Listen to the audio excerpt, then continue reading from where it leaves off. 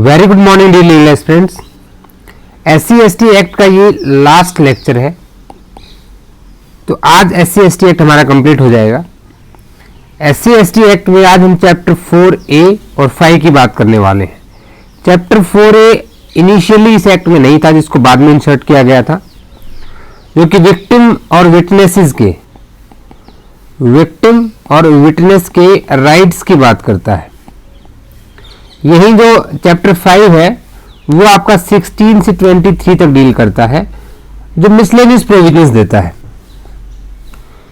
तो अगर अभी तक आपने चैनल को सब्सक्राइब नहीं किया तो सब्सक्राइब जरूर कर लें और साथ ही बेल आइकन को प्रेस करें, जिससे जो कमिंग वीडियो है उनके अपडेट्स आपको नोटिफिकेशन के थ्रू टाइमली मिल सके। तो आज हम डील करेंगे कि जो विक्टिम्स होते हैं या उनके लिए जो विटनेस आते हैं, तो SC/ST एक्ट में पहले विटनेसेस हॉस्टाइल हो जाते थे मैक्सिमम।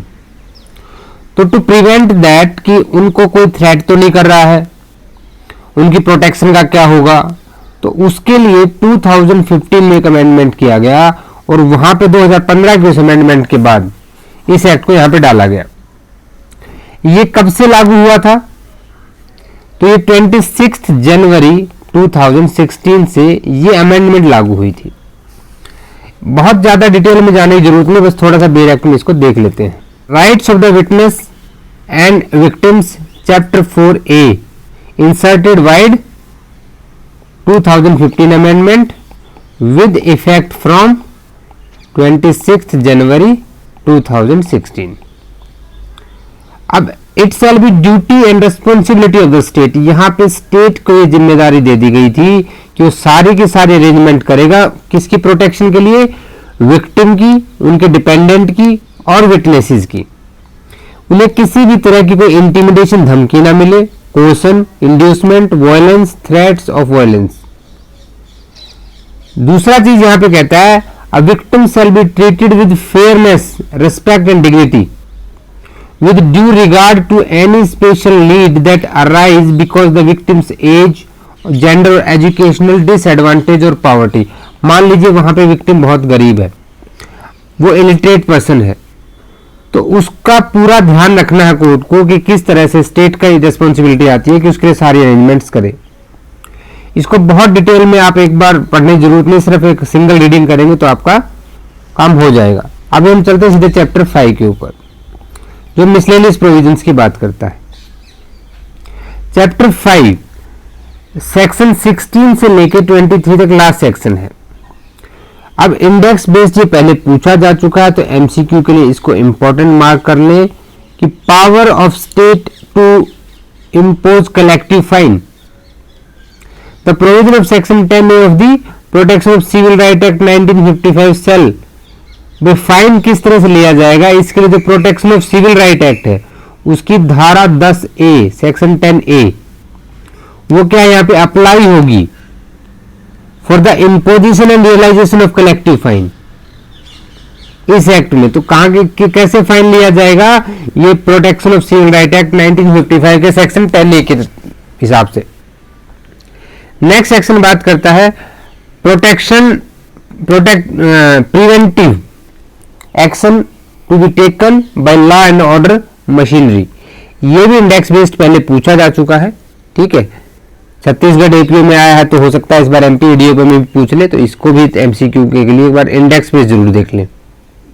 अब यहाँ पे कहता क्या है कि एक DM जो है ना, डिस्ट्रिक्ट मजिस्ट्रेट या SDM या दूसरा कोई एग्जीक्यूटिव मैजिस्ट्रेट, या अथॉरिटी थोड़ा सा याद रखिएगा, इधर DM, SDM या फिर कोई भी एग्जीक्यूटिव मैजिस्ट्रेट या कोई भी पुलिस अधिकारी, पुलिस ऑफिसर। लेकिन पुलिस ऑफिसर के लिए क्या कंडीशन आती है? मिनिमम रैंक क्या होनी चाहिए उसकी? Not below the rank, minimum rank होनी चाहिए DSP, deputy superintendent of police. जब भी उसे कोई ऐसी इंफॉर्मेशन मिलती है तो वो एक अपनी इंक्वायरी करता है और उसको जब सेटिस्फैक्शन हो जाता है तो क्या करता है कि भी किसी SC/ST के जो वहां पे इंडिविजुअल्स रहते हैं उनके साथ में कोई ऐसा अपराध होने के चांसेस है, कोई उनको ऐसी धमकी दे रहा है इस तरह का अपराध होने की जो कि SC/ST एक्ट में अपराध है, तो वहां पे अगर उसको लगता है कि सफिशिएंट ग्राउंड है तो वो उस एरिया में क्या करेगा, उसको डिक्लेयर करेगा एरिया प्रोन टू एट्रोसिटीज की, इस एरिया में अत्याचार हो सकते हैं, और नेसेसरी एक्शन लेगा कि वहां पे पीस एंड गुड बिहेवियर रहे। और इसके लिए वो सीआरपीसी के प्रोविजंस डील करेगा, जहां वो 107 से 110 तक तो क्या ले सकता है, बॉन्ड ले सकता है। इसके अलावा आपका 144 आ जाता है सीआरपीसी में। कहां से कहां पढ़ते हो आप, 129 से लेके कहां तक जाता है, 148 तक। The provision of chapter 8, 10 and 11 of the code सेल। अब चैप्टर 8 किसकी बात कर, जो मैंने अभी अभी आपको बताया, 106 से लेके 124 तक। Maintenance of peace and good behaviour is chapter 10। Chapter 8 chapter 10 किसके बारे में बात करता है, 10 कहता है 129 से 148 तक। भाई पब्लिक ट्रैंक्विलिटी के लिए क्या धारा 144 लगाई जा सकती है, आपको कोई अगर इस टाइप के अनलॉफुल असेंबली है उसको डिस्पर्स कर सकता है। और 11 क्या आता है, preventive action of the police. ये सारे के सारे यहाँ पे लागू होते हैं। तो स्टेट गवर्नमेंट अपने नोटिफिकेशन के द्वारा क्या कर सकती है, कोई स्कीम स्पेसिफाई कर सकती है कि एप्रोप्रिएट एक्शन जो है इस तरह से लिया जाना चाहिए अगर वहां पे उनकी सिक्योरिटी देखनी है, किसकी, member of SC and ST in particular area. अब इस तरह की चीजों में एससी एसटी एक्ट के बहुत सारे केसेस आने लगे थे। इसी तरह से 2018 में एक केस आया, 2018 में एक केस आया, doctor Subhash Kashinath Mahajan versus state of Maharashtra, 2018 supreme court 1498। ये पूरा साइटेशन है इस केस का। इस केस में क्या हुआ कि सुप्रीम कोर्ट ने बहुत सारी चीजें बदल दी यहां पे, ठीक है। सुप्रीम कोर्ट ने कहा कि भी जितने इसके ऊपर जो आरोप लगे हैं बंदे में उसको बरी कर दिया इंडिविजुअल को। एक टीचर हुआ करते थे, उनके ऊपर एससी एसटी एक्ट के बारे में के कुछ अपराध करने का आरोप लगा था, ठीक है। और यहां पे कोर्ट ने कहा कि देखो भाई ऐसा है, डायरेक्ट जो है यहां पे किसी भी इंडिविजुअल की अरेस्ट नहीं होनी चाहिए। कोर्ट की ऑब्जर्वेशन देखिएगा यहां पे, नो डायरेक्ट अरेस्ट, पहले एक इंक्वायरी होगी। दूसरी चीज यहां क्या की गई कि जो 438 ऑफ सीआरपीसी है, यानी कि एंटीसिपेटरी बेल है, दैट कैन बी ग्रांटेड। तो क्या इससे पहले एससी एसटी एक्ट में एंटीसिपेटरी बेल नहीं मिलती थी? तो section 18 of SC ST act इस बात को कहता था कि भाई anticipatory bail SC ST act के अपराधों में नहीं मिलेगी। लेकिन सुप्रीम कोर्ट ने कहा कि कुछ कंडीशन इंपोज करके हम दे सकते हैं, यानी एक तरह से सुप्रीम कोर्ट ने कहा कि अब सेक्शन 18 एससी एसटी एक्ट का लागू नहीं होगा, ठीक है। तो दूसरी चीज क्या है कि यहां पे परमिशन चाहिए कम से कम एसपी की, तभी जाके आप अरेस्ट कर सकते हो। तो कई तरह की ऐसी ऑब्जर्वेशन आई जहां पे मिथ क्रिएट हो गया कि इसने पूरे एससी एसटी एक्ट को चेंज कर दिया है, और उसका रिजल्ट हुआ आपके सामने ये। हर जगह पूरे इंडिया में बहुत ज्यादा प्रोटेस्ट स्टार्ट हो गए, बहुत ही ज्यादा प्रोटेस्ट स्टार्ट हुए। प्रोटेस्ट इंडिया में खूबी है कि दोनों तरफ से होते हैं। यहां एससी एसटी एक्ट का विरोध दूसरी साइड से भी होने लगा, जनरल साइड से। एससी एसटी के लोग कह रहे थे कि नहीं, इस एक्ट को वापस पहले की तरह करो जैसे कि पहले था, हमारे राइट छीन लिए गए हैं। तो वहीं पे जो अपोजिट यानी कि जनरल कैटेगरी के जो लोग थे वो कहने लगे कि नहीं, ये तो सुप्रीम कोर्ट ने सही किया है, ऐसा नहीं होना चाहिए। बहुत सारे फेक केसेस भी आ रहे थे। लेकिन इस प्रोटेस्ट के चलते गवर्नमेंट को क्या करना पड़ा, अपना डिसीजन जो है सुप्रीम कोर्ट के डिसीजन को उन्होंने कानून बना के पलट दिया। यानी कि सेक्शन 18A यहां इंसर्ट किया गया 2018 के अमेंडमेंट में। This is most important. 2018 में। ये क्वेश्चन पूछा जा सकता है आपसे। और कब से लागू हुआ ये लागू हुआ था 20 अगस्त 2018। अब ये क्यों आया, इससे पहले आपको सेक्शन 18 को समझना चाहिए कि जो कह रहा है कि एंटीसिपेटरी बेल अंडर सेक्शन 438, चाहे वहां कुछ भी दे रखा हो, वो यहां अप्लाई नहीं होती है, यानी एंटीसिपेटरी बेल आपको नहीं मिलेगी। अब गवर्नमेंट ने क्या किया, जब इस आपके डॉक्टर सुभाष काशीनाथ महाजन के केस डिसीजन को चेंज करना था, तो यहां पे कह दिया कि भाई अब देखिए कोर्ट की ऑब्जर्वेशन आपको अपने ऑटोमेटिकली समझ में आ जाएंगी। गवर्नमेंट ने अमेंडमेंट में कहा कि preliminary inquiry shall not be required for the registration of FIR against any person. Court ने कहा था कि पहले थोड़ा सा इंक्वायरी कर लो, इंक्वायरी के बाद अगर आपको लगता है कि इंडिविजुअल ने ऑफेंस किया है तो उसको अरेस्ट कर लो, बट डायरेक्ट अरेस्ट मत करो। Arnesh Kumar versus state of Bihar, Arnesh Kumar versus state of Bihar, यह भी 2018 का ही केस है।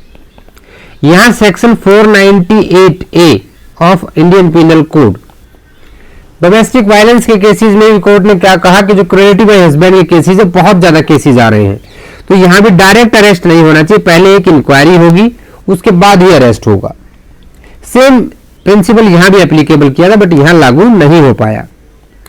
दूसरी इन्वेस्टिगेशन क्या थी, दूसरी ऑब्जर्वेशन क्या थी, the investigating officer shall not require approval for the arrest. वहां पे कोर्ट ने कहा था कि आईओ को परमिशन लेनी होगी, एसपी की, मिनिमम एसपी की परमिशन उसको लेनी पड़ेगी डिस्ट्रिक्ट के। लेकिन यहां पे गवर्नमेंट ने फिर अमेंडमेंट में कहा कि नहीं, इट्स नॉट रिक्वायर्ड, कोई जरूरत नहीं है। दूसरी चीज क्या है, जिस सेक्शन 18 को सुप्रीम कोर्ट ने स्ट्रक डाउन किया था, और सुप्रीम कोर्ट ने कहा कि ये लागू नहीं होगा, एंटीसिपेटरी बेल दी जा सकती है, गवर्नमेंट ने कहा कि नहीं, ऐसा नहीं है, provision of section 438 shell not apply, shell not apply. यानी कि जिस सुप्रीम कोर्ट के डिसीजन को क्या किया इन्होंने, चेंज कर दिया और फिर से सेक्शन 18 को लाइव बना दिया। समझ में आ गई इस पूरी स्टोरी आपको? तो ये पूरी कहानी थी 2018 की, ये समझना आपके लिए बहुत ही ज्यादा जरूरी है। चलिए उसके बाद अगली चीज देखते हैं, सेक्शन 19। अब सेक्शन 360 में किसको एडमोनिशन पे छोड़ देना, प्रोबेशन ऑफ ऑफेंडर एक्ट पे। भाई पहली बार किसी ने अपराध किया तो उसको बस थोड़ा धमकी देके छोड़ देना, दोबारा ऐसा अपराध मत करना, तो इस तरह के प्रावधान यहां पे लागू नहीं होंगे। यानी प्रोबेशन ऑफ ऑफेंडर एक्ट के तहत या सेक्शन 360 ऑफ सीआरपीसी एडमोनिशन पे आप किसी को नहीं छोड़ सकते, ये भी इसने मना कर दिया। Understood? They shall not apply to any person above the age of 18 years who is found guilty. देखो जो 18 साल से नीचे का वो तो चला जाएगा जेजे एक्ट में, इससे ऊपर किसी भी व्यक्ति को आप नहीं छोड़ सकते। नेक्स्ट यहां पे आ गया कि act to override other laws. Generally overriding effect नहीं होता है एक्ट का, बट यहां पे इस एक्ट का ओवरराइडिंग इफेक्ट होगा, चाहे कोई भी कानून एग्जिस्टेंस में हो उसके ऊपर इसका ओवरराइडिंग इफेक्ट होगा। Duty of government to ensure effective implementation, ये इंडेक्स बेस्ड एमसीक्यू मार्क कर लीजिएगा, सेक्शन 21 को, इंपॉर्टेंट है एमसीक्यू इंडेक्स बेस्ड। यानी कि सेंट्रल गवर्नमेंट कुछ रूल बनाएगी तो उस रूल्स के हिसाब से क्या होगा, स्टेट गवर्नमेंट कुछ मेजर्स लेगी। यानी कि rule made by central government, और स्टेट गवर्नमेंट क्या है, उसमें कुछ ड्यूटीज दे देगी स्टेट गवर्नमेंट को कि वो अपने स्टेट में क्या क्या काम करेगी, ये उसकी सारी की सारी ड्यूटीज हैं। और सेंट्रल गवर्नमेंट जो भी ये सारे काम होंगे, हाउस ऑफ पार्लियामेंट, लोकसभा और राज्यसभा दोनों में ही क्या क्या मेजर्स लिए स्टेट गवर्नमेंट ने, इसकी एक रिपोर्ट पेश करेगी। फिर सेक्शन 22 आपको कहता है कि protection of action taken in good faith. अब मान लीजिए जैसे डॉक्टर काशीनाथ की हम बात करें, जो टीचर थे 2018 केस वाला, उस बंदे का बाद में सुप्रीम कोर्ट ने कहा कि नहीं, उसके लिए नो गिल्टी, अपराध नहीं हुआ है। अब जिस पुलिस अधिकारी ने उसको अरेस्ट किया, क्या उसके खिलाफ कोई एक्शन लिया जा सकता है? नहीं। अगर गुड फेथ में, फेथ यहां गुड होना चाहिए। कहां है good faith define? Section 52 of the Indian penal code. अब नेक्स्ट एमसीक्यू आता है, who has power to make the rule?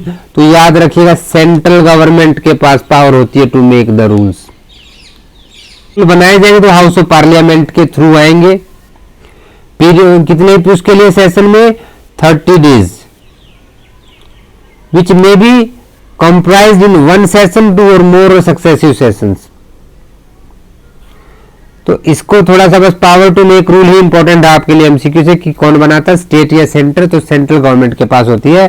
State government के पास तो क्या होती है? ड्यूटीज होती है। कहां दिया गया है? सेक्शन 21। तो यहां पे आपका कंप्लीट हो जाता है SC/ST एक्ट।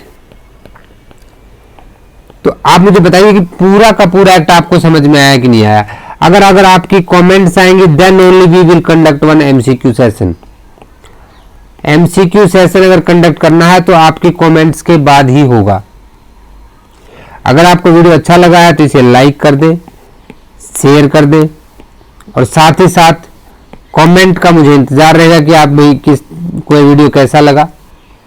मुझे पूरा विश्वास है आपने चैनल को सब्सक्राइब कर लिया होगा और साथ ही अपने सोशल मीडिया हैंडल्स के ऊपर भी इसको शेयर किया होगा, ताकि इसको और लोग भी सब्सक्राइब कर सकें।